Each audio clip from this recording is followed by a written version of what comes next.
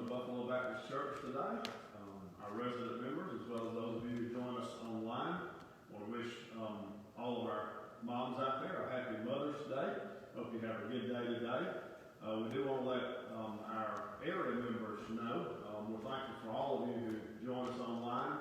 But for our area members, we do want to let you know that we will begin opening our church for services again, beginning May 31st, the last Sunday in this month. We'll not be having Sunday school, but only worship services, and we'll be following all of the federal and local guidelines as we do that to keep you safe. And so we will welcome you back on May 31st if you feel like coming out and joining us then. If you feel safe coming out, if you don't, we certainly understand. You do what you feel is comfortable at this point as we still battle this virus. Let's begin our services today with a word of prayer. Father, thank you for our mothers, those who are still living, those who have passed on, and for the example that they have been to us, for the care that they have given us. And Father, we're not so naive to know that not everyone has or had or has a good mother experience, and for them we just pray comfort and peace in their lives. Father, we do thank you for the mothers who set a good example and who follow your guidelines for what it means to be a good mother. And we pray your blessings on them today as they have this special day. Father, we just ask that you would bless our time together this morning, and that your name would be honored and glorified. In your name we pray. Amen.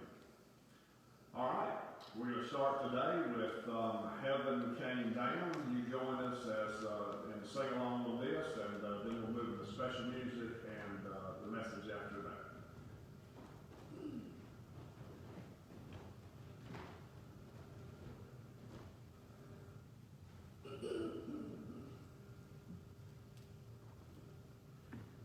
Heaven came down and glory filled my soul. When at the cross my Savior made me whole, my sins were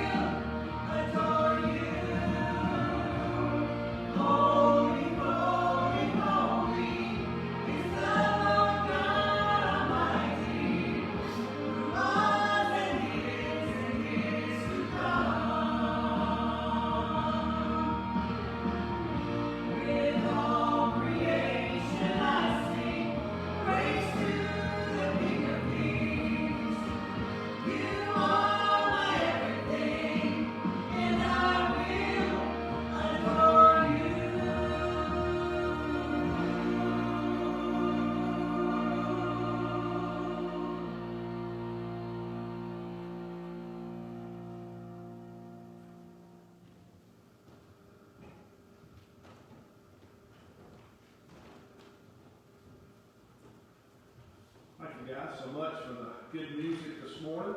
We want to continue our series, Don't Just Live, Really Live. And we're going to be looking in Matthew chapter 5 today, verses 27 through 30. This is not the most comfortable passage of Scripture to preach on. But since Jesus included it in his Sermon on the Mount, obviously he thought it was important to address this subject of lust. The title of the message is going to be Jesus on Faithfulness. And of course those two things go together. So if you'll join me in Matthew chapter 5, verses 27 through 30. Jesus said, "You have heard that it was said, 'Do not commit adultery.' But I tell you, everyone who looks at a woman to lust for her has already committed adultery with her in his heart. If your right eye causes you to sin, gouge it out and throw it away. For it is better that you lose one of the parts of your body than for your whole body to be thrown into hell. And if your right hand causes you to sin, cut it off and throw it away. For it is better that you lose one of the parts of your body than for your whole body to go into hell." So I ask you this morning, what is your relationship, the relationship that you're in now, the relationships that maybe you've been in the past, what's your record of faithfulness in relationships? Have you ever had anyone be unfaithful to you? And if so, how did it make you feel? Did you want to get revenge? We talked about that a little already. Have you forgiven?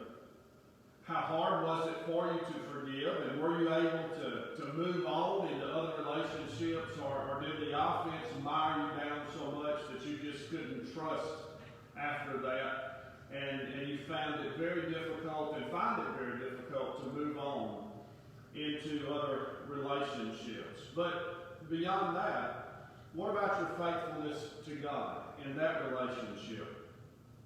God often in the Old Testament compared his relationship to his children, to the children of Israel, as a marriage relationship. And during those times, and there were many, when they were guilty of disobeying God and worshiping other gods, which he had strictly forbidden them to do, God accused them of lust, and he accused them of adultery. So what about our relationship with God? And how faithful are we in that relationship with him? Do we lust after other things that would cause us to be unfaithful to God? What exactly does Jesus have to say about faithfulness? And these verses deal with lust on the one hand. They deal with adultery. This is sexual relationships, and that kind of makes it kind of uncomfortable to speak about, at least in church. But Jesus obviously put that in there for a reason. When I think about lust, when I think about adultery, two instances in the Bible come to mind.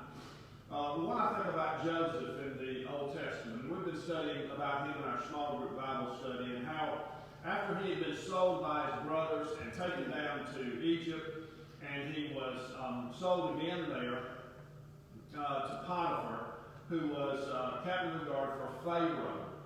And Potiphar put great trust in him and entrusted him with many duties in his household. But Potiphar's wife, we're told, lusted after Joseph and invited him to have a sexual encounter with him on more than one occasion. And so that's an example in the Old Testament of where lust can lead.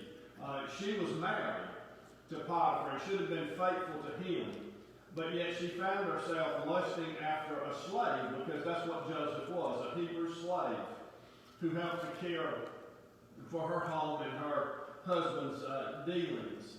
And that lust caused her to move even forward and to invite him to have a sexual encounter with her, one, fortunately, that he ran away from.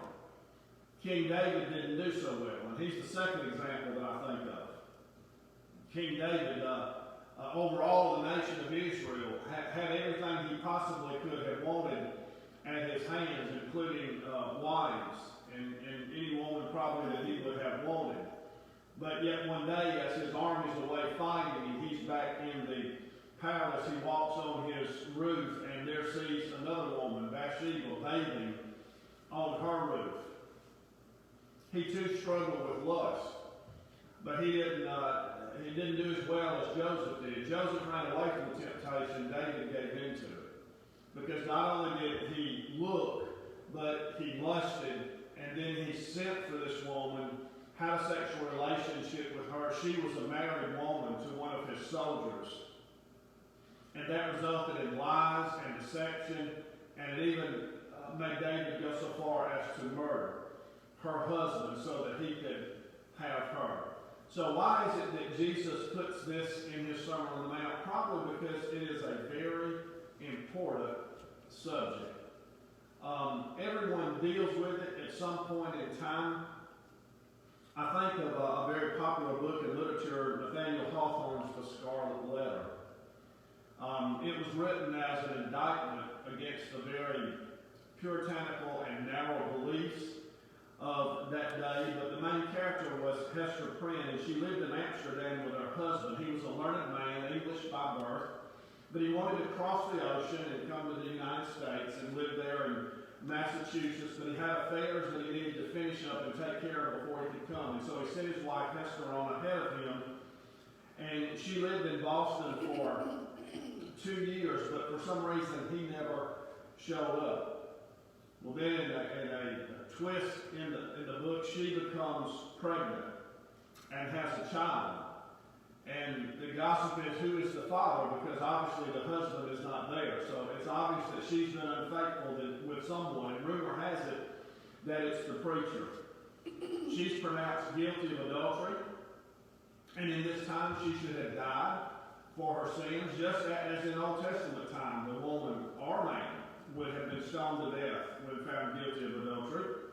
But the townspeople show her mercy. But one thing that they required of her is that she stand on a platform for all to see. But she also, from there on out, had to wear a mark on her breast on what she wore, on the clothing that she wore, a scarlet A. An A that stood for adultery because she had been unfaithful, and it would always define her thereafter. That would be her punishment. You know, when it comes to faithfulness in relationships, attitudes have changed a great deal. And for any of us who have been around for a while, you can think back to when you were younger and how things were in society. And you know, how open it was that people talked about sexual things, how you did or did not see them on television or hear them on the radio, how it was with people prior to marriage, hardly ever heard about anybody living together prior to marriage. And then, of course, the sexual revolution that took place in the 60s and 70s, along with many other things that happened in those years, changed a great deal. And so we have we've seen a great change in this matter of faithfulness over the last number of years. Adultery used to be considered a horrendous crime, and people who, you know, would live together before marriage or who would have affairs if they were married were looked down on and almost even ostracized by society, and now we don't really give it much of a thought anymore. We see it on TV, you know, we watch it in movies. It's just, it seems to be a normal thing. So sexual faithfulness is something that is threatened today. Now, adultery, Jesus speaks of adultery as he's talking about lust. Adultery is defined as a relationship between two married people, but the relationship is with someone other than their marriage partner. Fornication is another word that's used, and it's a word that we don't use or hear very often in our society today, but it means sexual relationships between unmarried people. And if you look at the statistics, I did this past week, I just Googled it to see what they were. If you look at the statistics on faithfulness, or rather unfaithfulness in marriage relationships, you get a wide variety of findings. Some, you know, low, some very high. And I ran across one source that said that the reason that probably is, discrepancy in that is that those who are being unfaithful really don't enjoy admitting that when they're asked that or taking a survey. But Jesus continues in this passage to deal with outward acts that result from a problem on the inside. And one of those has to do with lust, and it has to do with adultery, it has to do with faithfulness. So that's where we're going to go today. What does Jesus have to say on this matter of faithfulness in relationships, and specifically in marital relationships? The first thing he tells us is that we need to beware of the deed. We need to beware of the deed. And he's speaking of adultery here, unfaithfulness with someone who is not your marriage partner. And again, as he has done and will do throughout the Sermon on the Mount, he's trying to restore what God's original word was, because it had been corrupted so much by the religious leaders. They had added so much to it. They had interpreted incorrectly. So Jesus is trying to bring it back, and that's why he's always saying, you have heard it was said, but here's what I say.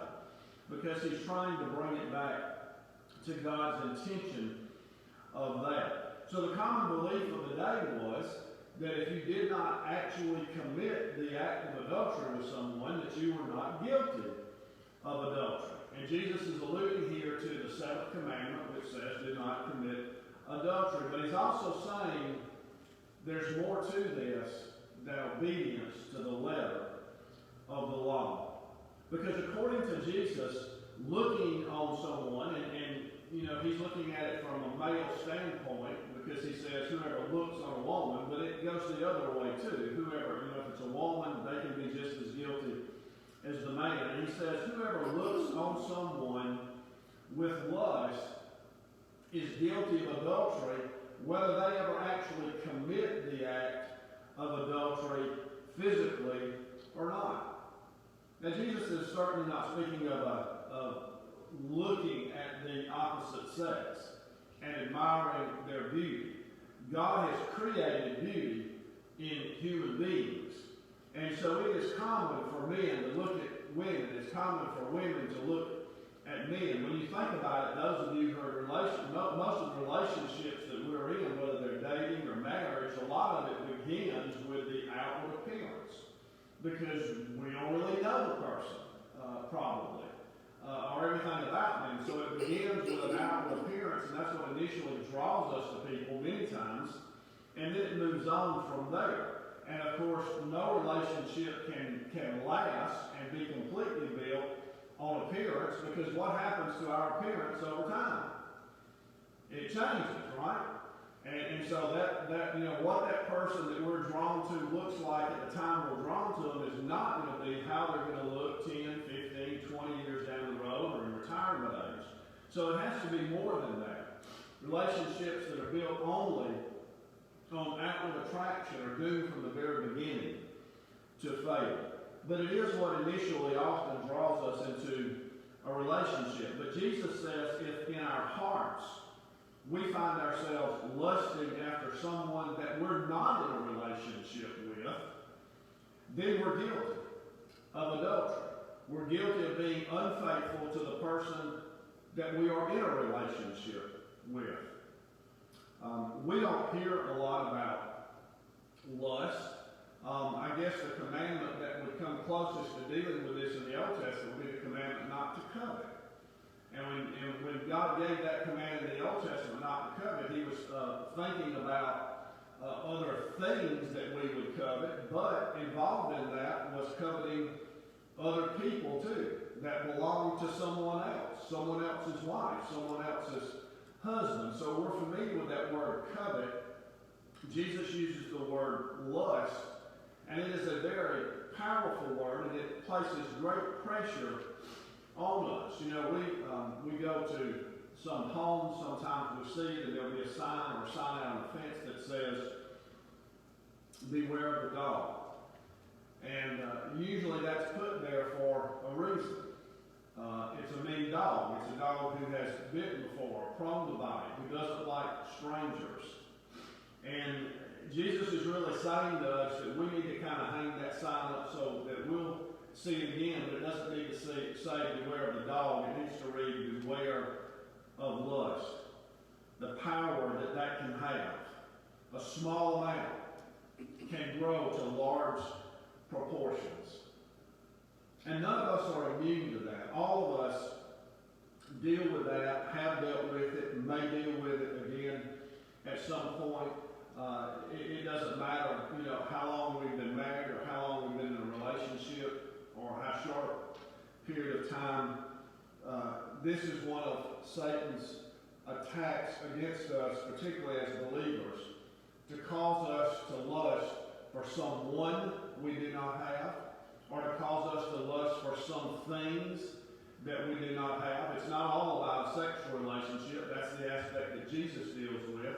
But when we think about the coveting, it's for other things too, lusting after other things and also lusting after other people. Satan knows that if he can get us to lust, then there's a great chance that we'll go beyond that. And then we think about how many marriages are destroyed because of the unfaithfulness that sometimes results from that. So what happens, again, I say that God is not speaking, Jesus is not speaking about looking at the beauty that is created in other people. But what happens when we go beyond that is when we lust and when we take that second look and keep looking at whatever it is, whether it be a purse or some other something that we don't have, and it causes our imaginations to begin to work. I wonder what it would be like to be with that person. I wonder what it would be like to have this that I don't have. And so our imaginations begin to work. And then before long, if we don't control that, then we find ourselves acting. It may be going into debt for something we don't need. It may be having a fling with someone that does not belong to us. And how many marriages, how many relationships have been destroyed because of that? We need a proper view of sexual relationships in our country, in our world. And we who are Christians are the ones that have to provide that example and provide that teaching for others. We can't leave it to our schools. We can't leave it to society. We can't leave it to our government. We can't leave it to healthcare centers. We, as a church, as God's people, by the example in our own lives and by our teachings, must provide what others need to see as proper sexual relationships. Sex is used to promote a whole lot of things in our world. You've probably heard the old saying, sex sells. And it does. They find a scantily dressed woman or man, and they use them to advertise some product, and people are drawn to that. It's like they do with other products. You find some famous sports figure or something to advertise underwear or, antiperspirant or whatever, and this person may not have even tried that. They may not use it, may not wear it, but notoriety sells.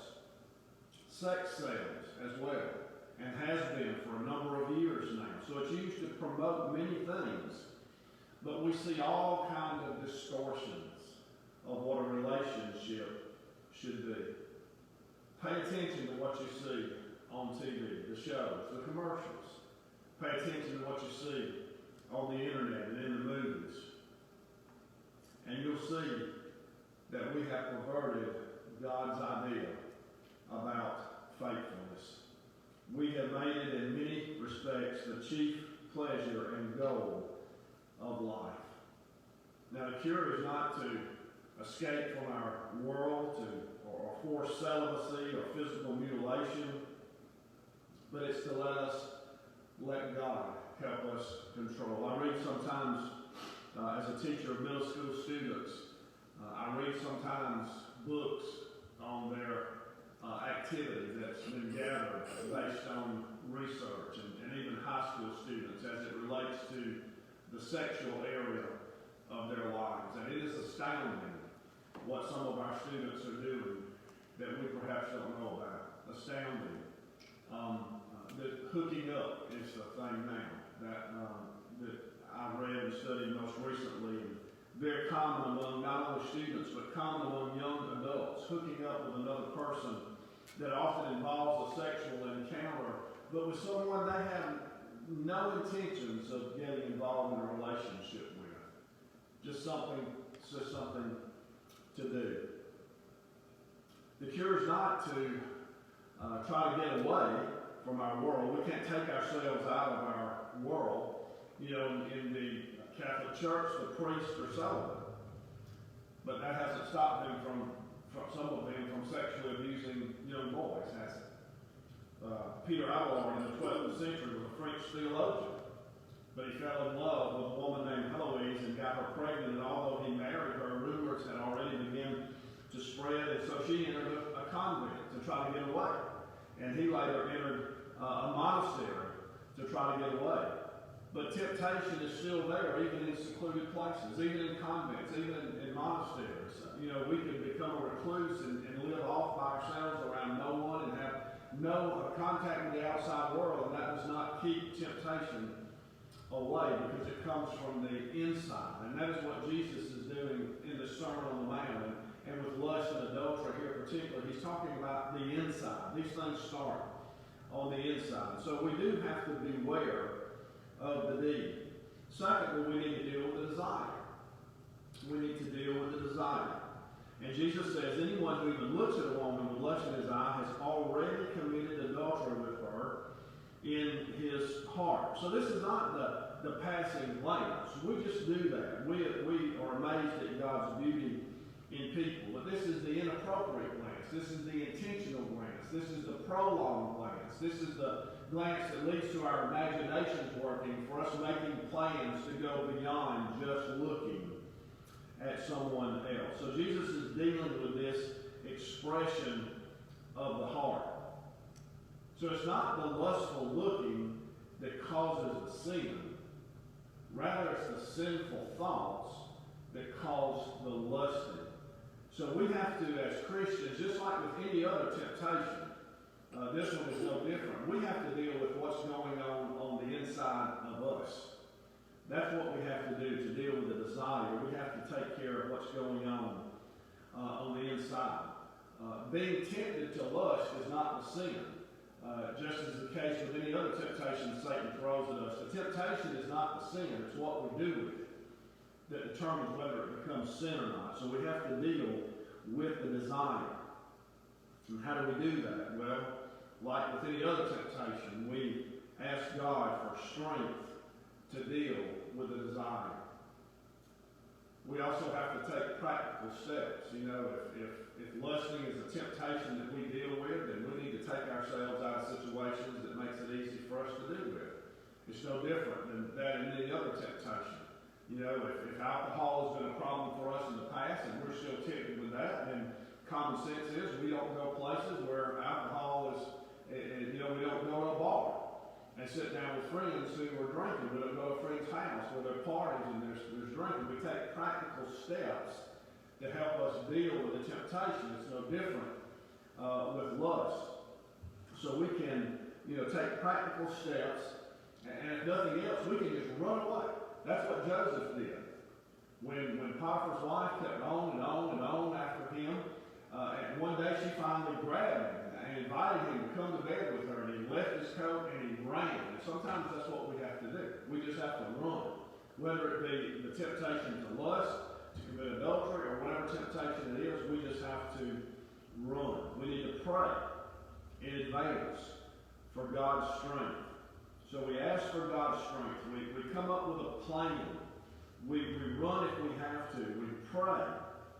As with so many other temptations, we cannot reason ourselves out of these times, because when we're in those situations, emotions are going to take over, and we'll find ourselves acting on emotion rather than with good sense. So we need to beware of the deed, deal with the desire, and then the last thing is we need to claim the deliverance. Beware of the deed, deal with the desire, claim the deliverance. And Jesus talks about mutilating parts of the body here, but obviously he is speaking in symbolic or figurative terms. He doesn't if lust is a temptation we deal with, he doesn't expect us to gouge our eyes out so that we can't look at anyone anymore. If stealing, is a temptation we deal with, he doesn't expect us to cut our hands off. Rather, he is speaking figuratively here. He speaks about the right side, which symbolizes a person's best, the side of strength, the side of precedence. But what Jesus is saying to us is that we need to do whatever it takes to deal with temptation. If it's lust, if it's adultery, whatever it is, we need to do whatever it takes. He's using figurative terms to say to us, do whatever it takes so that you can be victorious over these temptations that you have. Adultery may be mutually enjoyable. And obviously it is, or people wouldn't do it. Unfaithfulness is mutually enjoyable. Otherwise, folks wouldn't do it. But the bottom line is that in God's eyes, unfaithfulness to our spouses and our marital relationships is sin. It's sin against God when we are unfaithful. Sexual relationships outside of the marriage bond, sin. It doesn't matter how many people doing it. It doesn't matter what our culture says about it. In God's eyes, it is still sin. God has reserved sexual relationships for marriage, and once in that marriage, God expects that husband and that wife to be faithful to one another and not to be involved in relationships with anyone else. Our deliverance, claiming the deliverance, our deliverance comes in the new heart, the new nature that Christ gives us when we trust Him as our Savior. And when we surrender to that new nature each day, then God gives us the power to overcome temptation. Whether it be lust, whatever temptation it is, God gives us the power to turn away from lust, from any other sin that might tempt us when we depend on Him. May God give us the ability, the grace, and the strength to be faithful to those He has brought into our lives. Let's bow for prayer. Father God, we thank you for those who you bring into our lives for us to have relationships with. But in that, help us to remember the guidelines that you have established, and help us to be faithful in our relationship with them, and more so than that, help us to be faithful in our relationship with you. You have provided for our salvation. You've given us a new heart, a new nature. And we want to be faithful to you, and we want to be faithful to those you bring into our lives. We pray that you bless this time that we've had together.